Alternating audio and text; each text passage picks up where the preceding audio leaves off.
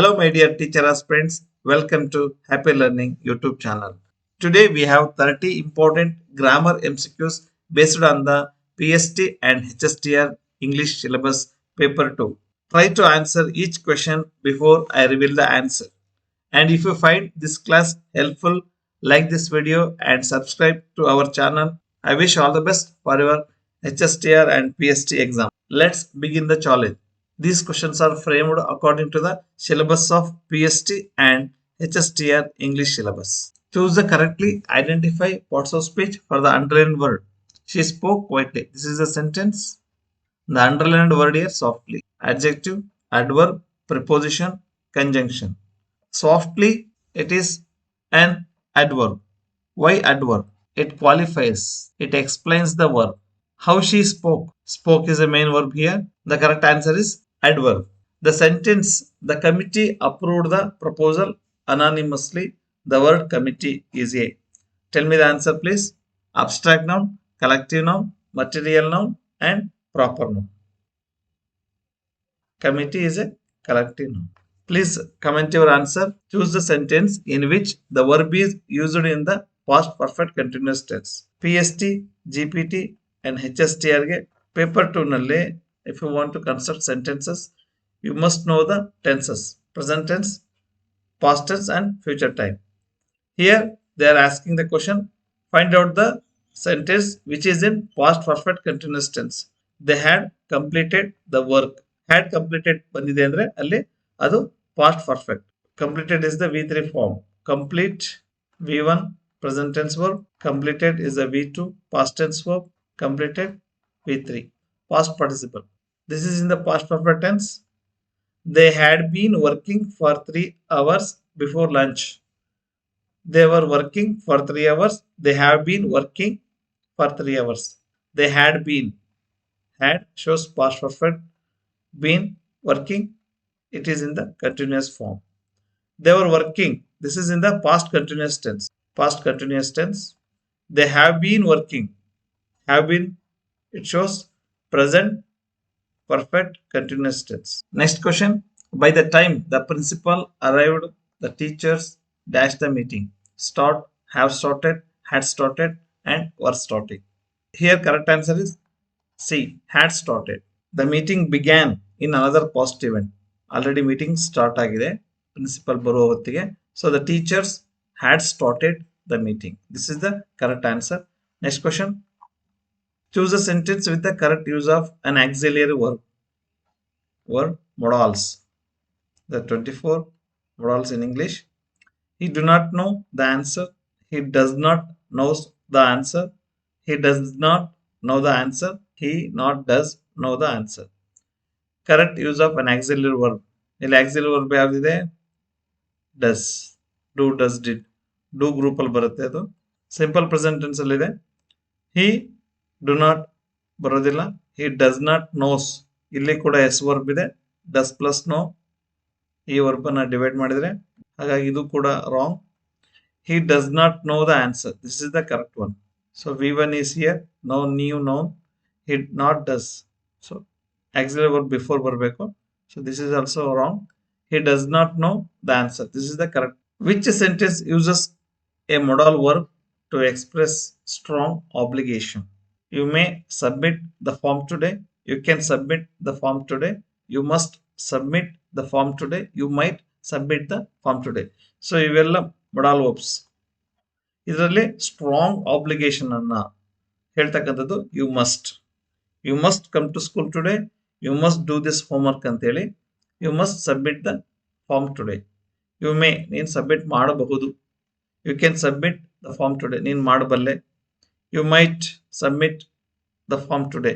ಮೇನ past tense might. So ಹಾಗಾಗಿ C is the correct answer. Identify the non finite verb in having completed the assignment real left the room. ಈ sentence ನಲ್ಲಿ non finite verb ಅನ್ನ find out ಮಾಡಿ. Having completed is the non finite verb. Non finite verb it doesn't show the tense. Doesn't show tense. There is no subject verb agreement. Subject ಜೊತೆ ಮತ್ತೆ ಯಾವತ್ತೂ ಇದು agreement ಆಗೋದಿಲ್ಲ. It is very easy to find non finite verb. So tenses ಅನ್ನ show ಮಾಡಲ್ಲ ಮತ್ತೆ subject verb agreement ಆಗಿರೋದಿಲ್ಲ. ಹಾಗಾಗಿ having completed is the correct answer. ಈ ಸೆಂಟೆನ್ಸ್ ಅಲ್ಲಿ ಫೈನೈಟ್ ವರ್ಬ್ ಯಾವುದು ಅಂತ ಹೇಳಿದ್ರೆ left, leave, left, left. This is the finite verb and it shows the tense and it shows the numbers and it shows the person. Usually finite verb comes after the subject. Choose the correct form to be neither the teacher nor the students dash ready. Neither nor generally agrees with the nearest subject. So nearest subject ಯಾವುದು students are. This is the correct answer. So ತುಂಬಾ ಜನ confusion ಆಗೋದು. So neither ನಾರ್ ಇದು singular ಅಂತೇಳಿ. No, neither ನಾರ್ general agrees with the nearest subject. Nearest subject ಇಲ್ಲಿ singular ಇದ್ರೆ ಇಲ್ಲಿ ಈಸ್ ಆಗ್ತಿತ್ತು. ಸೊ ಇಲ್ಲಿ ಪ್ಲೂರಲ್ ಇರೋದ್ರಿಂದ ಆರ್ ಆಗುತ್ತೆ. Are is the correct answer. Choose the grammatically correct sentence. Each of the boys have a notebook. Each of the boys has a notebook. Each of the boys are having a notebook. Each boys has a notebook. Each of the boys ಬಂದಿದೆ ಇಲ್ಲಿ, ಇದು purely singular. The correct answer is here. Each of the boys has a notebook. Each of the boys always takes singular verb. Each of the boys plural ide, so ಬರೋದಿಲ್ಲ. Each of the boys are, this is also not correct sentence. Each of the boys has a notebook is the correct answer, singular. Each of the boys always takes singular. Next question, choose the correct sentence. Grammatical correct sentence ಅನ್ನ find out ಮಾಡಿ. The news are encouraging. The news have been encouraging. The news is encouraging. The news were encouraging. ನಮಗೆ ಅನಿಸುತ್ತೆ usually the news are encouraging. So ಇದನ್ನ tick ಮಾಡ್ಬಿಡ್ತೀವಿ. This is wrong because news is an uncountable singular noun. The news is encouraging. ಇದು ಕೂಡ plural ಇದೆ. Were is also in plural. The news is encouraging. So uncountable singular nouns ತುಂಬಾ ಇದೆ. So knowledge, this is also uncountable singular noun. Knowledge or, this is wrong. Knowledge is. ಹಾಗೆ freedom. Next, water is uncountable noun. Information is correct. Information or is wrong. Choose the correct article. Is honest officer. So H silent is here. We should pronounce honest. A and the no article. So no article ಕೂಡ options ಇರುತ್ತೆ. He is an honest. An is the correct answer because vowel sound is here. Question number 12. Choose the correct article. She is dash university student. When we are in the hot seat, we are in hurry. So ನಾವೇನ್ ಮಾಡ್ತೀವಿ, vowel letter ಇದೆ, A I O U. So vowel letter ಇದ್ದಾಗ ನಾವೇನ್ ಮಾಡ್ತೀವಿ, an ಹಾಕ್ಬಿಡ್ತೀವಿ ಅಂತ ಹೇಳ್ತೀವಿ. She is an university student. No, this is wrong. She is a university student. You consonant sound ಇದೆ, ಹಾಗಾಗಿ A is the correct answer. Next, choose the correct article. Dash Himalayas are a major mountain system. Correct answer is Himalayas. So the Himalaya are a major mountain system. We should put definite article is here. We use definite article for some special things. For example, unique things, unique objects ಗೆ. For example, the sun, moon, universe. ಹಾಗೆ musical instruments ಗೆ. ಇವೆಲ್ಲ ಬಂದ ತಕ್ಷಣ ನೀವು definite article ನ ಹಾಕ್ಬೋದು. For example, the flute, the harmonium, ordinals, the first, the second. ಹಾಗೆ ರಿವರ್ಸ್, ಓಷಿಯನ್ಸ್, ಇದೆಲ್ಲದಕ್ಕೂ ನಾವು ಡೆಫಿನೆಟ್ ಆರ್ಟಿಕಲ್ ನ ಬಳಸ್ತೀವಿ. Himalayas is A plural collective noun ಇದೆ, ಹಾಗಾಗಿ the is the correct answer. Question number 14. Choose the most natural collocation. Make a decision, do a decision, take a decisioning, make decisioning. Here, make a decision is the correct collocation, natural collocation. Question number 15. Easy question. Which is correctly formed as a compound word. So, compound word ಯಾವುದು? School plus by ಗೆ school boy, school boy, schooling boy, by school. Easy question. School boy. Compound words ಅನ್ನ ಕೇಳ್ತಾರೆ. Joining two words to make proper phrase. Question number 16. What does the idiom? ಕನ್ನಡದಲ್ಲಿ ನುಡಿಗಟ್ಟು. It has special meaning. Words ಇರುವ ರೀತಿ ಜೊತೆಗೆ it has hidden meaning ಇರುತ್ತೆ. To hit the nail on the head. To work carelessly. To say or do exactly the right thing. To avoid a problem. To create confusion. To say or do exactly the right thing. ಸರಿಯಾಗಿ ಅದೇ ಕೆಲಸವನ್ನ ಮಾಡ್ತಕ್ಕಂಥದ್ದು. ಸರಿಯಾಗಿ to hit the nail on the head. Next question. Choose a sentence with correct punctuation mark. However, I decided to stay. However, I decided to stay. however, I same ಇದೆ, ಇಲ್ಲಿ comma changes ಆಗಿದೆ.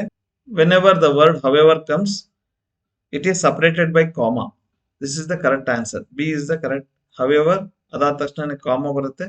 I decided to stay. This is the correct sentence.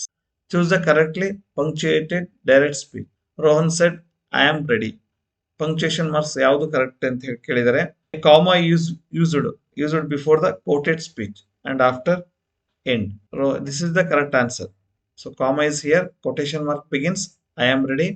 Full stop ಆದ ನಂತರ quotation mark end ಆಗುತ್ತೆ. So this is the correct answer. Keep it in mind. Quotation mark end ಆದ್ಮೇಲೆ full stop ಹಾಕ್ಬೇಡಿ. This is correct. Question number 19. What does the phrasal verb look into? Phrasal verb special verb, main verb ಜೊತೆಗೆ preposition ಅಥವಾ adverb ಬರುತ್ತೆ. Phrasal verb form ಆಗುತ್ತೆ and it has special meaning. Look into ಅನ್ನೋದನ್ನ to ignore, to investigate, to postpone, to remove. ಇದರಲ್ಲಿ correct answer to investigate. Choose the correct sentence in which put off is correctly used. ಇಲ್ಲೂ ಕೂಡ phrasal verb ಇದೆ. Put off means delay or postpone ಅಂತ ಹೇಳಿ. Phrasal verb gives always special meaning. They put off the meeting until Monday. They put off the light with a switch. They put off the book on the table. They put off the answer immediately. So delay or postpone ಗೆ ಯಾವ್ದು correct ಆಗುತ್ತೆ ಅಂತ ಹೇಳಿದ್ರೆ correct answer is A. Choose the best cohesive device. The road was flooded dash the buses could not operate. My dear aspirants, cohesive device ಅಂದ ತಕ್ಷಣ ಏನು special ತುಂಬಾ tough grammar ಅಂತ ಅನ್ಕೋಬೇಡಿ. This is very easy. cohesive device means linking word ಅಂತ ಹೇಳಿ ಅಷ್ಟೇ. The road was flooded dash the buses could not operate. Conjunctions ಬರುತ್ತಲ್ಲ, ಸೊ ಆ ರೀತಿ ಹೈಯರ್ ವರ್ಷನ್ ಆಫ್ ಕಂಜಂಕ್ಷನ್ಸ್ ಇವೆಲ್ಲ ಯಾವುದು cohesive devices. Therefore, although, meanwhile, similarly, it's very easy question. The road was flooded. Road ತುಂಬಾ ಪ್ರವಾಹದಿಂದ ತುಂಬ ಹೋಗಿದೆ. The buses could not operate. Therefore ಅಂತ ಹೇಳಿದ್ರೆ so ಅಂತ ಹೇಳಿ A is the correct answer. 22. Which discourse marker best introduces a contrast? Opposite ಅನ್ನು ಹೇಳುತ್ತೆ.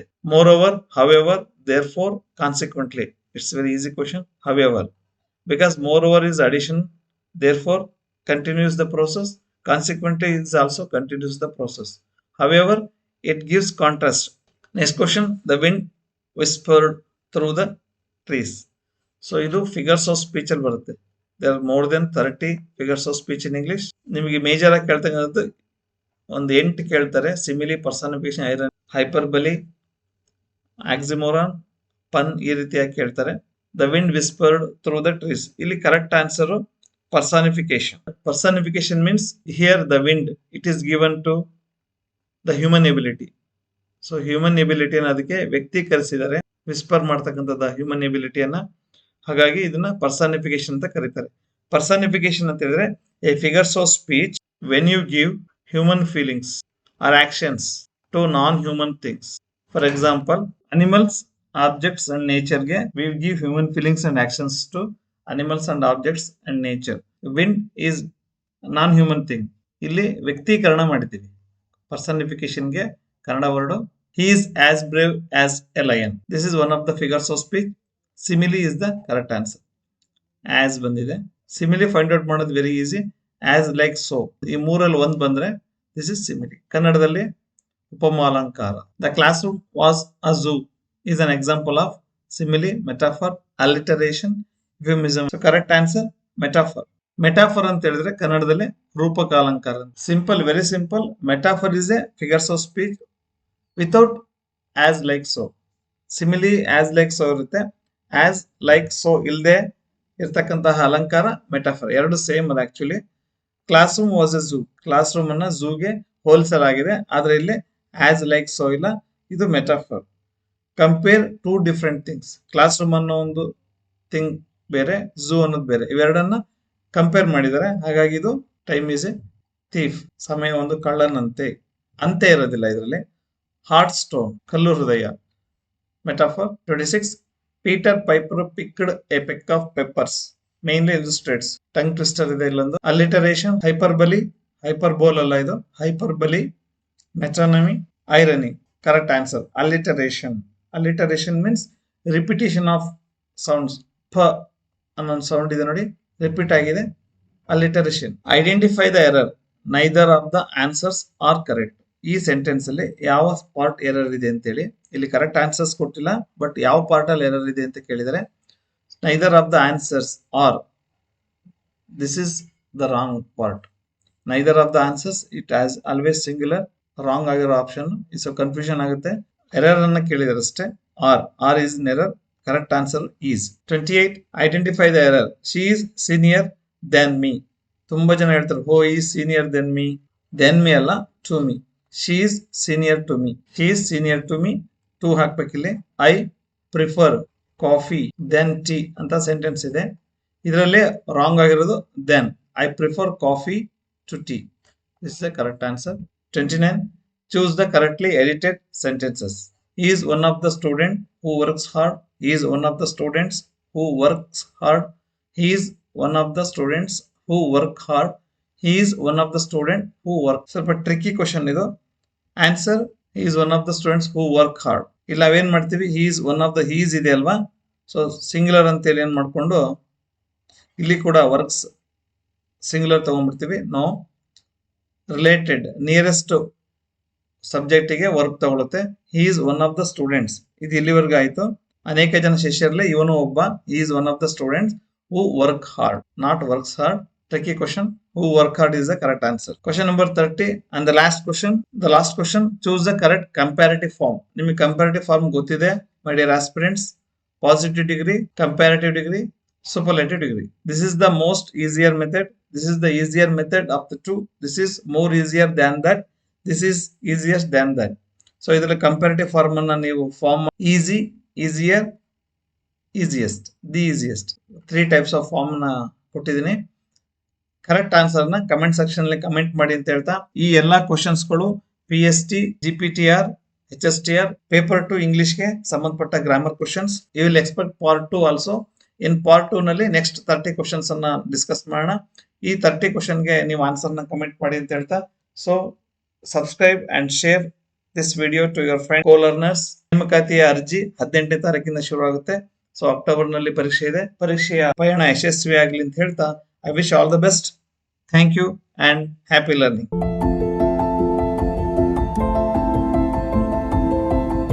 वीडियोस बनाने हैं, फिल्मोरा है ना,